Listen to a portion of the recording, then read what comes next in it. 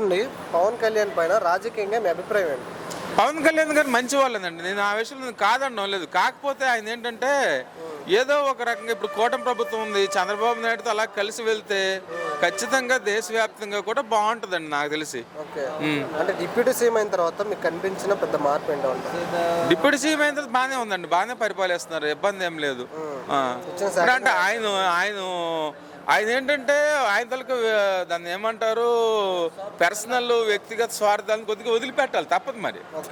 వదిలిపెట్టేసి ఆయన ఏంటంటే మన ఆంధ్రప్రదేశ్ అనే ఆలోచనతో ఉండి ఒక విజనరీ లీడర్ చంద్రబాబు నాయుడుతో కలిసి ఉంటే ఎక్కడైనా సక్సెస్ అవుద్ది, ఇబ్బంది ఏం లేదు. జూన్ 2 రోజు తెలంగాణలో కూడా ప్రెస్ మీట్ పెట్టారు, బహిరంగంగా పెట్టడానికి పర్మిషన్ లేకపోయినా సరే ఇంటికాడ పెట్టారు. దాని మీద మీ అభిప్రాయం ఏంటి? పెట్టొచ్చండి, ఎవరు ఎక్కడైనా ఏ రోజైనా సమావేశాలు పెట్టుకోవచ్చు దానికి. ఎందుకంటే భారత రాజ్యాంగం మనకు కల్పించినటువంటి హక్కు అది. నువ్వు పలానా రోజు పలానా దగ్గర సమావేశం పెట్టకూడదని రూల్ అయితే ఎక్కడ నాకు తెలిసి నాయకులు ఎమ్మెల్యేలు వివిధ రకాల కామెంట్స్ చేస్తున్నారు. ఇక్కడ కామెంట్స్ తెలంగాణ ప్రజలను ఎందుకు రెచ్చగొడుతున్నావు? వాళ్ళు కేవలం ఏంటంటే అండి, ఆంధ్రప్రదేశ్ తాలూకా డబ్బులు తెలంగాణలో ఉన్నాయండి, పెట్టుబడిదారులు అందరూ ఎప్పటి నుంచో పెట్టుబడులు పెట్టున్నారు. మళ్ళీ వాళ్ళ డబ్బులు వాళ్ళు పట్టుకొని వెళ్ళిపోతారేమో ఇక్కడికి వస్తా అని చెప్పేసి. ఎందుకంటే ఇప్పుడు అమెరికా లాంటి దేశాల్లో అయితే అక్కడ క్యాస్ట్, కులము, మతము ఏం చూడరు, ఎవరు పని చేస్తే వాడికే ఓట్లు వేస్తారు. అది మనం చరిత్రలో చూస్తూ ఉన్నాం.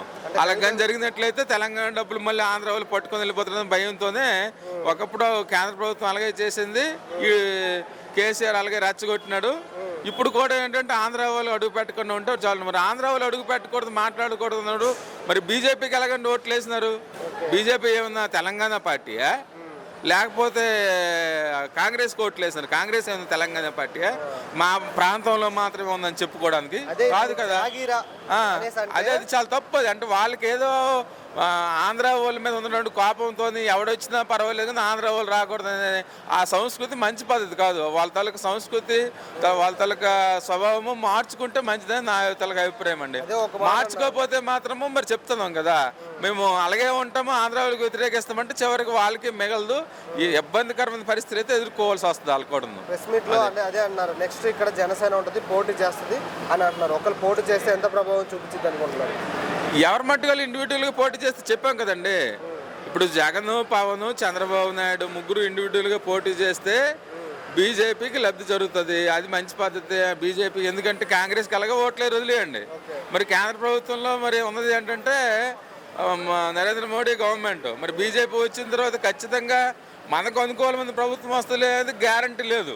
ఎందుకంటే బీజేపీకి బట్టలు నొక్కే వాళ్ళు చాలా మంది ఉన్నారు కాబట్టి అలాంటి ఇబ్బందికర పరిస్థితులు తలెత్తకుండా ఉండాలంటే ప్రాంతీయ పార్టీలు ఉంటూ ఇప్పుడు ఉన్నటువంటి కూటమి ప్రభుత్వమే రన్ అయితే కేంద్రంలో కూడాను అదే రకమైన కాంబినేషన్ సక్సెస్ఫుల్గా ఉంటుంది.